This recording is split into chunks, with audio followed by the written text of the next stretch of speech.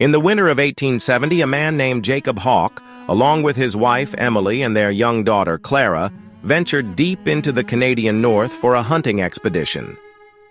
The trio set off to explore the untouched wilderness, hoping to bring back bountiful game to sustain them through the harsh winter months. But come spring, only Jacob returned to the nearby settlement, haggard, wild-eyed, and alone. His story, when he shared it with the town, was one of horror. He claimed that a brutal storm had set in early, leaving them stranded in the frozen wilderness. The hunting grounds had been barren, and with the food supply running out, things had taken a dark turn. Jacob spoke of strange noises at night, shadows moving in the distance, and a growing sense of dread that crept into their camp.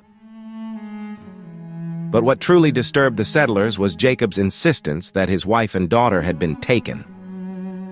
He claimed they had vanished one night, and he was unable to find them despite his desperate search. He spoke of the wind carrying eerie whispers through the trees and strange, glowing eyes watching him from the darkness.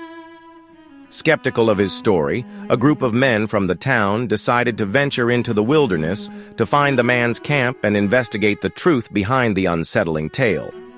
What they found when they arrived would haunt them for the rest of their lives. The camp was a scene of pure horror.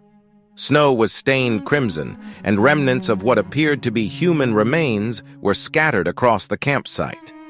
Animal tracks were mixed with human prints, and the air carried a heavy, foul stench. It seemed as if something had been hunting the family, not the other way around. The tents were torn apart, and blood-soaked belongings lay abandoned in the snow. Most chilling of all was a journal left behind by Emily, its pages filled with frantic writing about creatures in the woods that walked like men, and how they were no longer alone in the frozen wilderness. The last entry of the journal was a plea. "They are not human. They are hungry. I can hear them." The town was never able to piece together the full story. Some believed that Jacob had gone mad from the isolation, while others whispered that something far darker had taken his family. The tale of the Hawke family soon became an eerie legend of the Canadian North, one that was passed down through generations. To this day, the location of Jacob's camp is considered cursed.